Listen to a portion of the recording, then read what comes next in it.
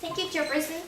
First of all, we want to say that at the least developing countries, many people are starving now.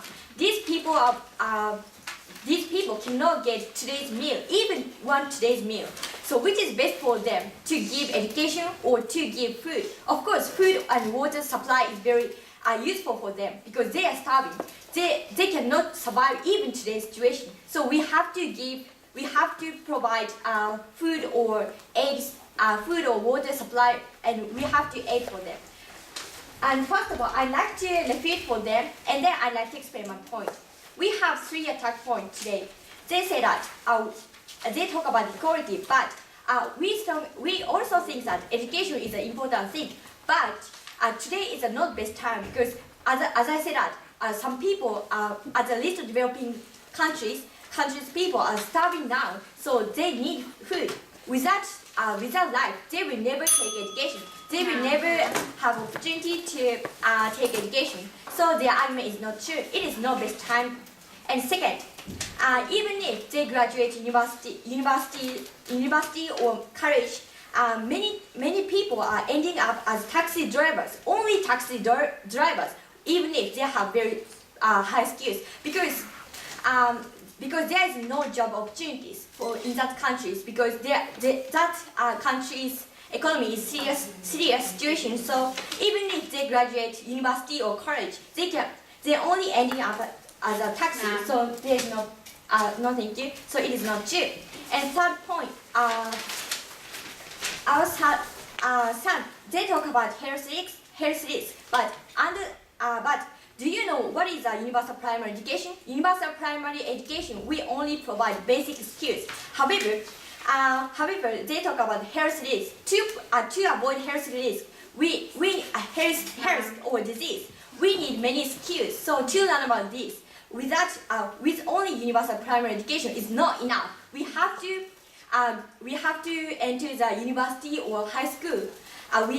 If we can enter such as schools, we can learn about malaria or HIV risks. However, with only universal primary education, it is not enough to learn about these things. Let me move on my point. I'd like to explain our fourth point.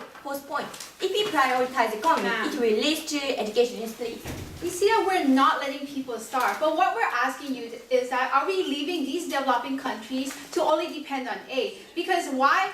Because how exactly are you going to make sure that these countries are going to have a sustainable food source at the end of the day? I want to say that without life, there is no opportunity to take education. In addition, without improvement of economy, there is no job opportunities. So there is no chance to get work. So the argument is not true. If we prioritize economy, it will lead to education. Now, let me explain our fourth point about how setting up the basis of economy benefit education more at the end. Many of the countries targeted by universal primary education are heavily in debt and with virtually no economy. Under this severe circumstance, both quality and quantity of education suffer in 3 levels: logistics, household, and incentives. First, about school logistics. Due to the lack of budget for education, they have extremely limited resources such as school and teachers and materials. They might get some funds from universal primary education related projects, but they are far from enough. Schools are often far away from each village, and children have to take hours of work to commute every time.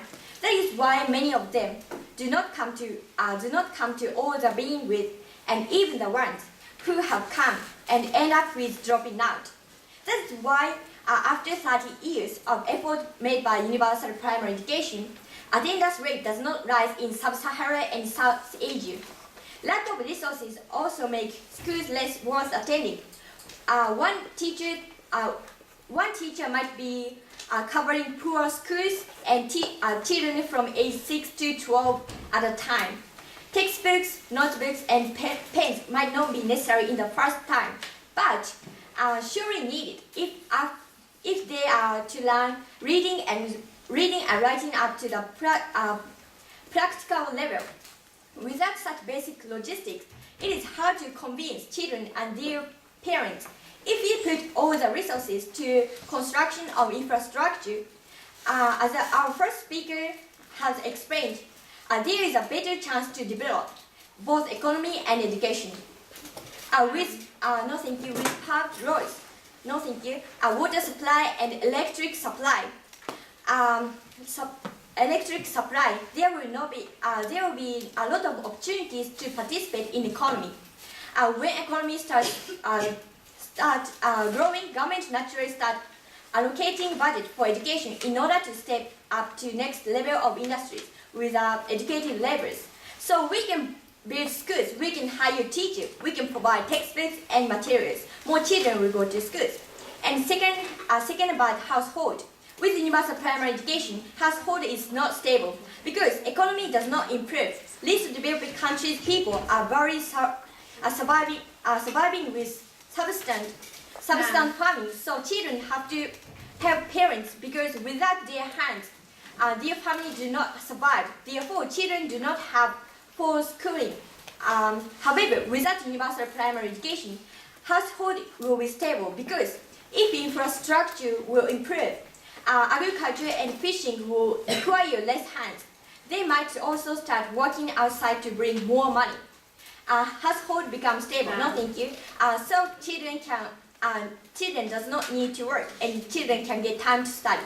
And third about incentive. In least developing countries, most of the people are very surviving with subsistence agriculture, fishery, or primitive physical labor. However, sadly, what they gain from such labor is very limited. But they can work even if they cannot graduate from schools.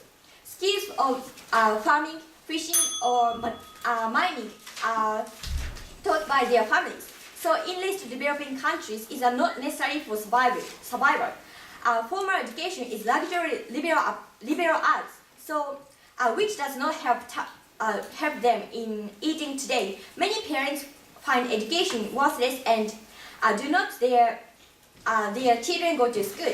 However, if we prioritize economy instead of universal primary education, there will be strong incentive to add schools because when economy starts developing, there will be jobs which you can make more money. Obviously, getting such jobs will be competitive, and education ones will become to have advantage in the companies. Education one will take such good jobs, and then uneducated people will admire them, and then they will be imitate educated people because if we go to schools and learn about skills or such a things, they can get enough school to get jobs. So for this reason, we strongly propose this motion. Thank you for listening.